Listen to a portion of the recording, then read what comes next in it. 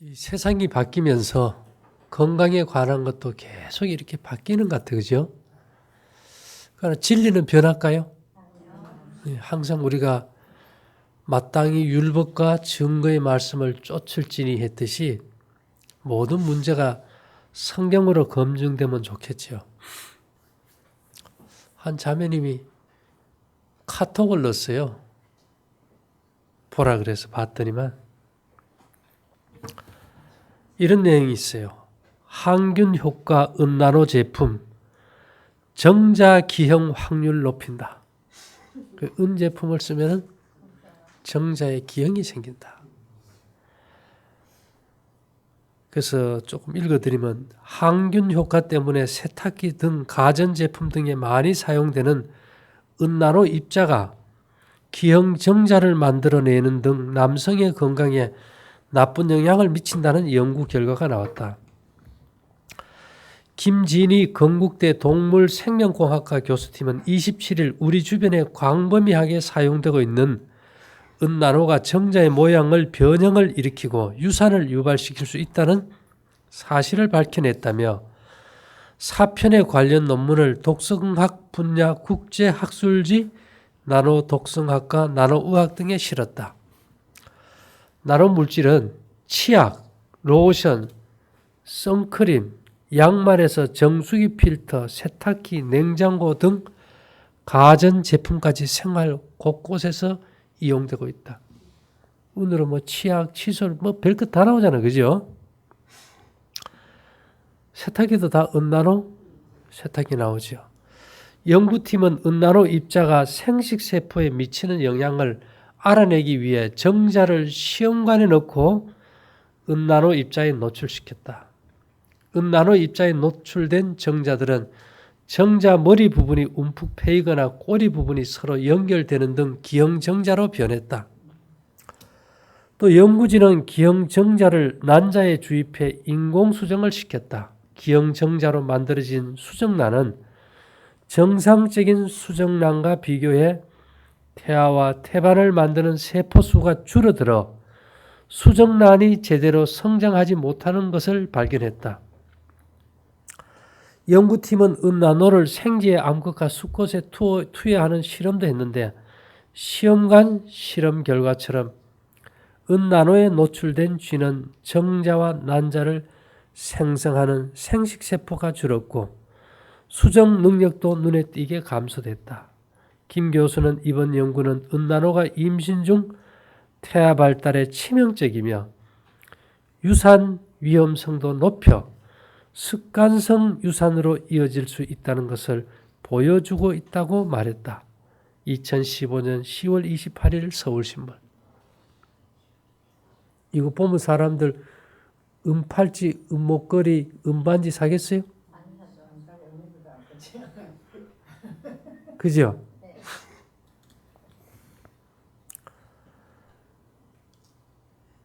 이게 금속이 우리 몸에 한 거의 100여 종이 있어요. 금속 이온이.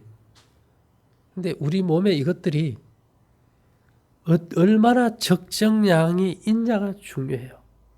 금속 이온이 아주 균형지게 잘 골고루 들어있으면 면역력도 좋아지고 호르몬 대사도 좋아지고 생명력이 증진돼요.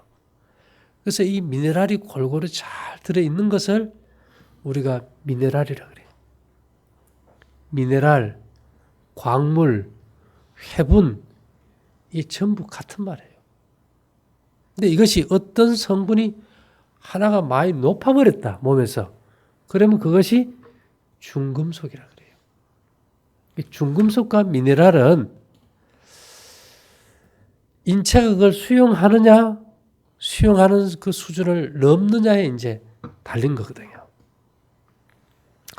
은은 우리가 먹는 이게 식물을 재배하는 토양에 다 들어있고요. 간하고 신장, 비장에 0.7에서 2.7 마이크로그램 정도 키로당 다 들어있어요. 그리고 이 은이 암 환자는 은의 함량이 몸 안에 정상인에 비해서 10분의 1에서 20분의 1밖에 없다는 겁니다. 그 은은 옛날부터 생명을 주는 귀한 금속이기 때문에 한때는 금보다도 비쌌어요. 뭐 은에 대한 정보는 뭐 요즘은 인터넷 들어가면 막 책을 몇 권 쓸 정도로 많아요.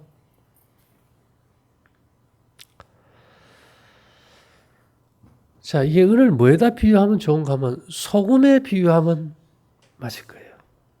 동전이 양면성이 있지, 그죠? 소금은 약성과 독성이 제일 강합니다. 염소와 나트륨, NaCl을 갖다 이렇게 분리시키면 염소도 맹독이고 나트륨도 맹독이에요. 근데 두 개의 맹독이 딱 결합이 돼가지고 생명을 주는 소금이 된 거예요. 이게 참 재미있는 거는요. 염산태라는 염산 압니까? 산도가 pH가 한 2쯤 돼요. 우리 위장 안에 위산의 산도도 한 1.5에서 한 3.5, 이 정도 보면 돼요, 평균. 역류성 식도염 알죠? 위장은 그 위산이 이상하죠? 고기를 먹었을 때 단백질, 두부도 그렇죠. 들어간 단백질은 소화가 되는데 똑같은 단백질은 위장은 소화가 안 돼요. 그 이유는 우리가 이 씹을 때 나오는 침, 뮤신이라는 침, 위 점막에서 나는 뮤신이라는 점액이 위벽을 감싸주기 때문에 이 점액을 뚫고 위산이 못 나가니까 위벽을 손상시킬 수 없겠죠.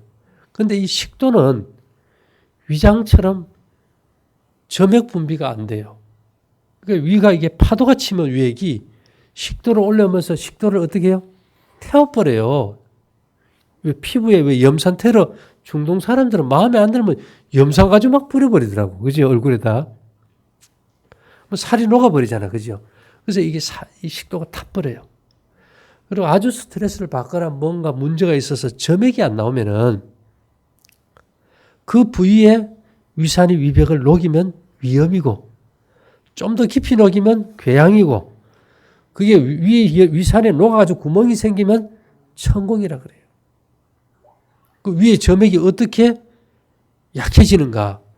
우리가 스트레스 많이 받고 감기약 먹으면 침이 안 나오듯이 스트레스나 약물 중독이 돼서 산소가 부족하면 입에 침이 안 나오듯이 위에도 점액질이 약해져 버려요.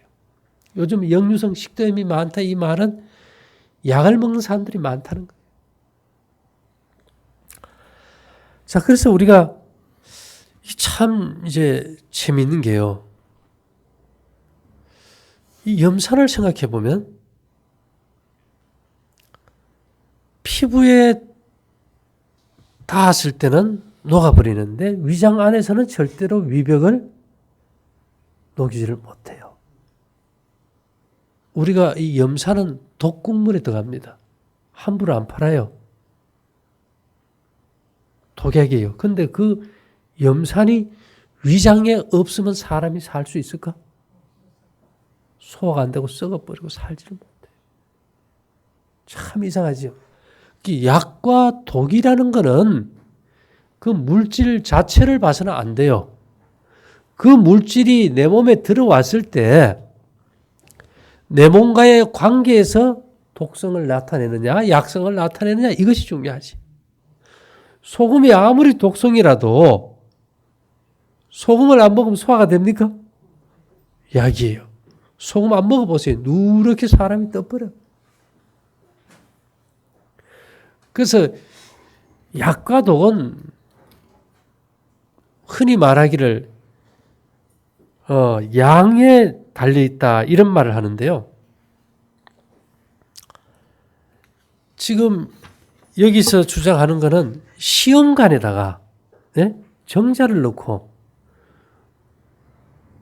은으로 된 콜로이드를 입자를 딱 넣었더니만 이 정자가 막 머리가 상하고 꼬리가 상해가지고 기형이 되더라. 그러면 구리는 해보면 어떨까? 그죠? 여러 가지가 다 문제가 올 수 있어요. 합식법이란 거 압니까? 옛날에? 구정모 목사님 한 합식법. 침은 알칼리예요. 알칼리는 소다가 알칼리입니다. 그죠? 침의 소화액은 탄수화물을 소화시키는 소화액이에요. 위에 위산의 펩신은 단백질을 소화시켜요. 이거는 산성이에요. 입은 알칼리, 위는 산성. 그럼 옛날에 우리가 플라스틱 파이프가 나오기 전에 쇠 파이프로 하수도를 만들었어요. 그게 뭐 머리카락 같은 게 끼고 나면은 그걸 녹여내려고 염산을 부어요. 염산을 부으면 쇠가 살아남을까 죽을까요? 부식이 되면 소다물을 타가지고 또 부어요. 왜? 중화시키려고. 그러니까 침과 위산은 붙으면 중화가 되니까 합식법이라는 게 어떤 원리였는가 하면은 탄수화물 따로 단백질 따로. 아침에 일어나면 물 마시고 그 다음에 채소 먹고 곡식 먹고 단백질 먹고 이게 시간차로 먹는 거예요. 시간차로. 그래 먹어가지고 이게 시간차로 내려갈까요? 위장이 1분에 3번씩 뒤집어가지고 운동을 해버리면 다 섞여버려요. 전혀 이론이 안 맞는 얘기예요. 그죠? 자, 그럼 우리가 여기서 이제 생각해 볼 문제는 우리가 먹는 음식에 단백질도 있고 탄수화물도 있어요. 그러면 음식을 먹었을 때 위산이 나오면은 밥을 소화시키는 탄수화물 소화액인 이 침의 효소가 다 죽어버리고 밥이 소화 안 됩니까? 아니지, 그죠? 왜 그럴까요? 개구리가 물속에 알 썰었을 때 점액에 쌓여있으면 물이 못 들어가듯이 위에서 나오는 점액질 뮤신에 의해서 다 쌓여있기 때문에 아무 문제가 없어요. 근데 또 참 재미있는 거는 이건 신비인데요. 두부는 뭐예요? 단백질이죠. 두부를 이렇게 좀 철저히 잘 씹어 먹고 남은 주부도 이렇게 점액이 쌓이겠지, 그죠? 근데 두부를 먹고 한 30분이고 있다가 토해 보면요. 두부는 점액이 쌓여 있어도 그 위산이 막 들어가지고 쉬어요. 엄청 쉬어요. 우리 위장이 내가 생각하는 머리보다 더 똑똑한 놈이에요. 그래서 사람들이 복부두뇌가 있다는 얘기예요. 예. 그렇게 따진다면 은도 그래요. 만일에 은을 사용해가지고 정자가 기형이 돼가지고 기형아 나올 확률 이런 것들이 굉장히 높다면은 은은 도가니에 몇 번 연단한다 그러죠? 7번. 은을 갖다가 끓이는 거 한번 봤어요? 은세공업자들이 하루 종일 은을 만지고 은가루를 호흡합니까? 그러면 은세공업자들은 다 뭘 놔야 될까? 은세공업자는 다 기형아만 놔야 돼요. 그러면 은 외에도 다른 금속도 그런 성질이 있다고 보면은 금속을 만지는 사람들은 다 기형아가 나야 되겠지만은 되게 그런 예가 있나요, 없나요? 없어요.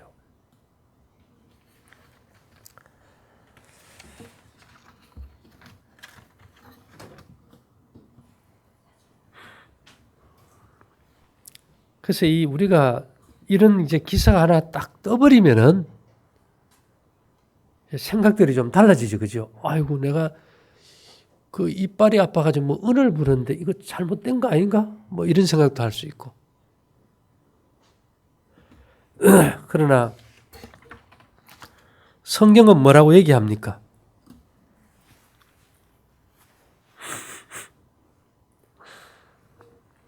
우리가 너를 위하여 금사슬을 은을 박아 만들리라 했고 시편 68편 13절에는 너희가 양우리에 누울 때에는 그 날개를 은으로 입히고 뭘로 입혀요? 그 깃을 황금으로 입힌 비둘기 같도다. 잠잘 때는 우리 몸을 뭘로 싸야 된다는 겁니까? 은으로 싸라는 거예요. 그리고 성소가 전부 다 은으로 접지를 해서 다 기초축도를 놓고 건물을 세웠다는 거죠. 그러면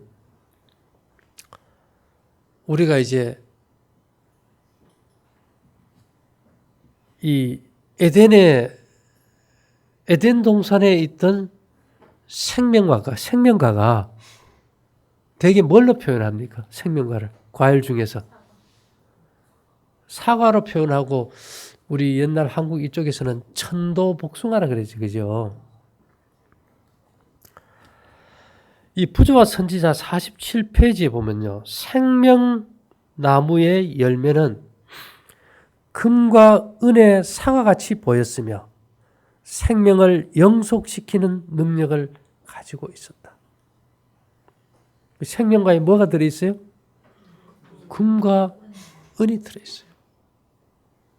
그리고 우리 인체의 설계도인 성소가 전부 은으로 되어 있다는 거. 성막 다른 편 곧 그 북편을 위해서도 널판 20을 하고 은받침 40을 이 널판 아래에도 2받침, 저 널판 아래에도 2받침을 하며 이렇게 해서 은을 참 많이 사용했어요. 근데 이제 이런 것들이 왜 문제인가 하면은 이 식품으로요, 금은 사용해도 은은 사용하지 못하게 해요. 은이 계속 중독이 되면 이제 갤러리아라 그래가지고 은 중독이 되면 피부가 은색이 돼요. 요즘 뭐 순수한 은은 그런 것이 이제 없다 그러는데, 근데 우리가 아이들이 갓 태어났을 때 놀라고 열이 나면 기응알을 먹이죠. 근데 그게 전부 다 은이고, 지금도 그 고려 은단은 그 코팅한 것이 99.9% 은이에요. 우리가 한쪽에서는 막 소금을 먹으면 또 만병을 고친다고, 한쪽은 또 소금을 먹으면 죽을 것 같아 안 먹듯이 양면성이 있듯이 은도 그래요. 은이 좋다고 하니까 이것을 전기 분해를 해가지고, 그러니까 은물을 대량으로 만들어서 계속 마셨을 때는 좀 문제가 있을 수 있겠죠. 들어간 것들이. 그렇지만 우리가 일반적으로 목걸이, 뭐 팔찌, 반지 이런 게 뭐 크게 문제 될까요? 크게 문제 안 돼요. 그리고 이제 그 어떤 문제점이 있다면 내 몸 스스로 그걸 처리할 능력도 있다는 거, 그죠? 염산이 이 염산태를 하는 염산과 같지만 그것이 소화기관에 염산이 없다면 우리가 아무도 생존할 수 없다는 거. 그래서 이 건강이라는 것이 세상에서는 한 번은 또 이렇게 나왔다. 요전에 며칠 안 됐죠? 붉은 고기가 뭘 유발한다고요? 암을 유발한다고 지금 난리잖아요. 그죠? 그래서 어쨌든지 간에 우리가 하나님께서 우리에게 주신 방법을 믿고 나간다는 것은 굉장히 중요합니다. 그래요. 잠깐 기도드릴게요. 사랑하신 주님, 이 세상에 우리가 살아갈 때에 삶의 기준이 되는 성경을 주셔서 감사합니다. 하나님의 성령의 전인 우리의 몸이 하나님의 방법을 따라 거룩함을 덧입게 도와주시고 우리의 삶 전부가 주님 앞에 거룩한 산 제물들이 되기를 원합니다. 온전히 저희를 받아주시고 거룩하게 하셔서 하나님의 영광의 도구가 되게 도와주시옵소서. 예수님 이름으로 기도 올리옵나이다. 아멘.